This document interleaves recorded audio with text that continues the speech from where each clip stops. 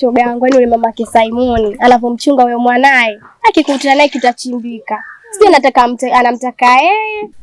Shoga yangu au unamtaka? Hebu tuchote kwanza maji toto. Shoga yangu mimi na mpango twende mjini. Au unaonaje? Hadi mimi mwenyewe niko na wazo hilo shoga yangu tukangai. Unajua sio tutaenda. Ndio tuchote maji toto sana.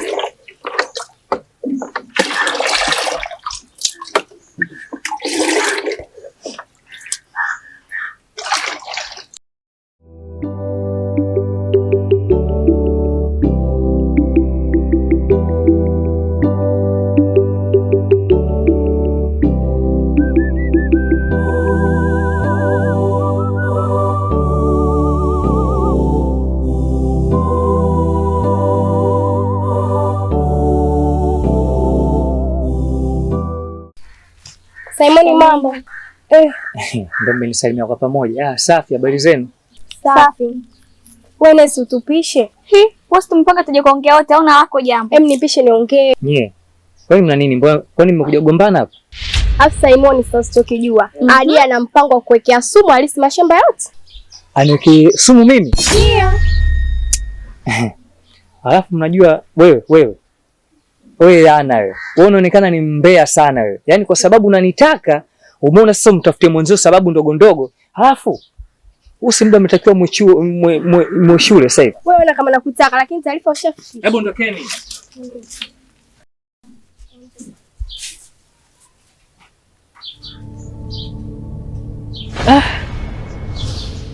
Mbona hizo habari kama zina ukweli?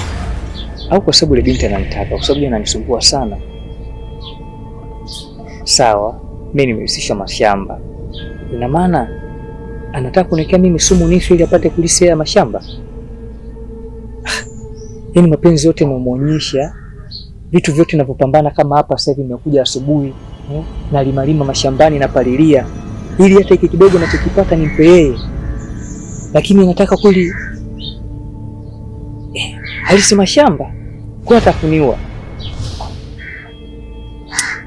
Lakini hizo habari zinaweza kuwa sio za kweli kwa sababu ile binti yule amekuwa ni muda mrefu sana anisumbua. Namwambiaga kwanza mwenye binti bado ni mdogo, bado anataka mimi. Hawa watoto wa siku hizi. Sio ataka nini?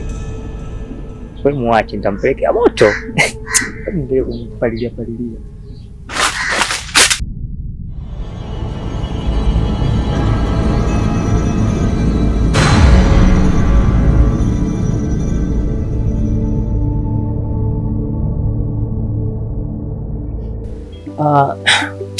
Ukweli kuna muda nakuwa nakata tamaa, ni nalima sana, nalima muda mrefu afu napambana sio ni mafanikio, lakini nashukuru Mungu ametubariki. Mzee wetu kabla hajafariki ametuachia mashamba, ng'ombe kama hivi, kwa hiyo unakuta mimi nasimamia kama hivi. Kwa hiyo pia nakuwa nafurahi unapokuwa unakuja shambani unaitia chakula, nafurahi sana. Sawa, usijali nitakuletea chakula. Sawa. Alafu leo nilipenda kuna sehemu tungeenda kama kule mtoni, tungeenda kuogelea kidogo, tupige story hii tu freshman. Nadhani mama mwenyewe namjua, maana kama tukikaa mashambani na yeye akawi tutashangaa muda si mrefu amekuja huko. Au unaonaje? Sawa. Tenda? Ndio tutaenda, usijali. Wewe Simoni wewe. Mimi najua unalima, kumbe umekuja na wanawake mpaka huku shamba. Lakini mama nini? Hebu ngoja. Unajua mama unavozidi kwa mkali, yani utaki hata mimi kijana wako mwenyewe niko peke yangu. Utaki hata mimi na mahusiano. Unajua wana kijiji watatuisi vibaya mimi na wewe mama. Aha. Sasa leta kijiji kizima, walete hapa sasa. Uache kulima. Mimi nitalima. Mama unanikosea bwana. Nakukosea mimi Nakukosea mimi. Ondoka sasa. Haya ondoka.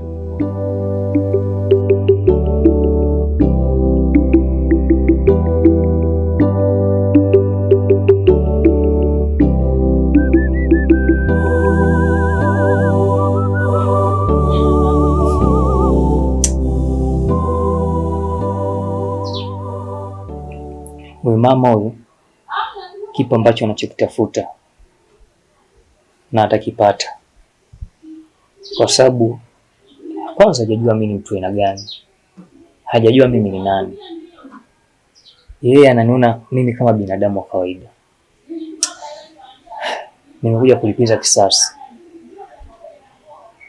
Ndio maana tu binti yake kuna vitu ambavyo anavyofanyia yeye mwenyewe ajui kama mimi mtu aina gani. Nimerudi kulipiza kisasi. Nitahakikisha mpaka narudi nilipotoka, basi na yeye nahakikisha atangulia mbele za haki. Sababu nilimpenda, nilimjali, nagombana na mamangu kwenye mashamba.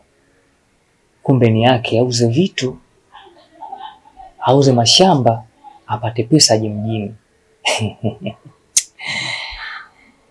Binadamu wana tamaa sana. Nitahakikisha huyu binti umauti lazima mkute. Malipo ni hapa hapa.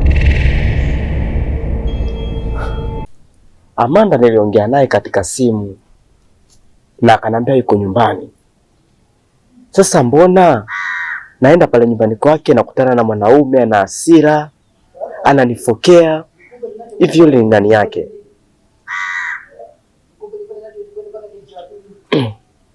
Lakini wahenga wanasema ukitaka kumla bata usimchunguze, utamshindwa kumla. Lakini Amanda kanipigia niende kwao leo. Lakini ni vizuri sana kwamba yule mama yake mdogo hayupo. Nitaenda chapu saa 11 ya asubuhi, nitachomoka pale. Manake watu wasije wakaniona pale. Manake najua binadamu ni wambea kishenzi. Nikiingia pale jioni saa 11 mapema tu nishaondoka. Leo kazi naenda kumaliza leo. Acha nikajivinjari. Mtoto leo kaniita kwake. Acha nikamalize show.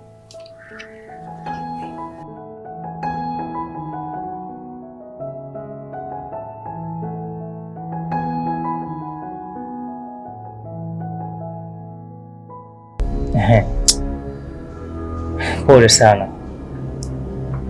Pole sana. Sikupanga kukuua, lakini kwa tamaa zako za mali ukaamua uniue kule kijijini ili wewe uje kuishi maisha mazuri. Kwa hiyo nimefanyia hivi makusudi. Nimekuja kulipiza kisasi. Najua hapo hujafa vizuri. Nitakuweka ndani kwenye jeneza mpaka pale ambapo mimi nitapokuwa tayari kukuzika. Na ndugu zako hawatakuja kukuona tena. Yaani ndio mwanzo na mwisho leo. Utakuja kuonekana.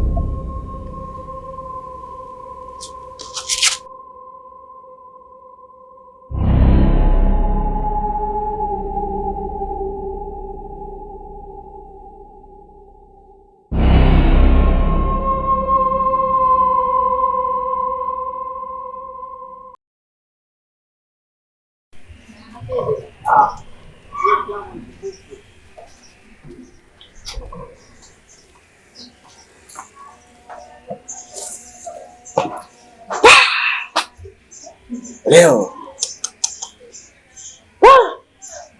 ukisikia gari la pombe limedondoka kwa walevi, ndo leo lazima nijipikie mipasi sana. Kidogo nitasheki, nitaimba nyimbo fulani vya Diamond. Taruki kwenu msopenda kutuona, penzi ngari ngari kama treni ya Dodoma. Penzi liko mbio kama treni ya Dodoma. Niwape habari mbona mtapata homa. Leo leo acha nikamalize show. Niko peke yangu. Na tena mama yake mkubwa yuko. Ndio sijui nianze jikoni au sebuleni au chumbani. Lakini madhani niko peke yangu, acha nikajimwae mwae. Acha nimalize show.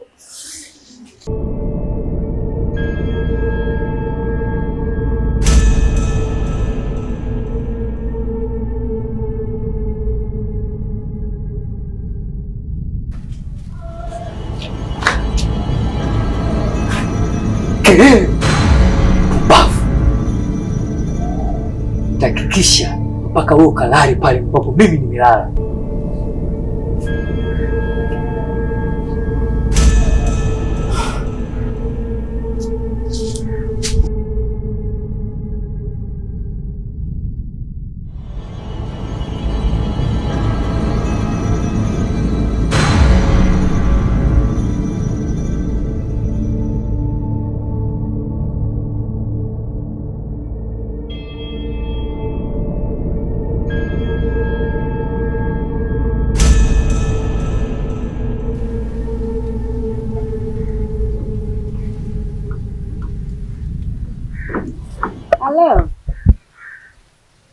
Ujambo? Marahaba za huko? Nzuri. We Neema.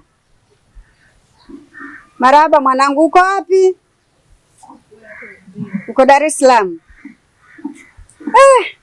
Kumbe ulienda Dar es Salaam. Umefanyaje? Umemwona nani? Simoni? Umeona picha ya harusi? Wewe unamzunguzia Simoni yupi wakati Simoni wangu mimi tushamzika na wewe mwenyewe unajua kama Simoni ameshakufa. Sasa umeona picha kivipi? Acha kuwapa wewe mtoto, acha kuwapa. Simoni tushamzika, wewe unaapa nini?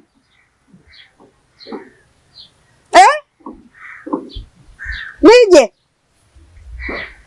Ole wako nije huko Dar es Salaam, sioni chochote. Utanitambua. Basi. Haya, kama unasadiki, mimi nitaanza safari sio muda mrefu. Sasa hivi ngoja nirudi nyumbani nikajiandae. Haya. Basi nashukuru.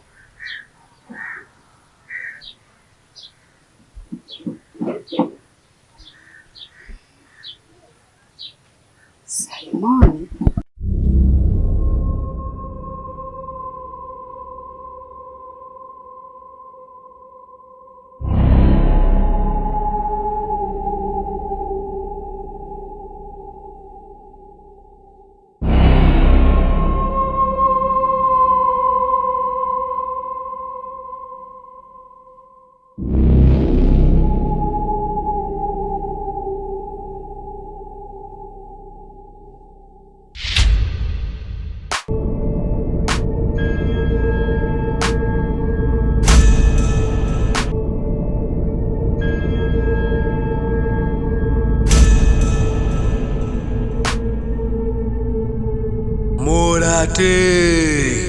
Mulate.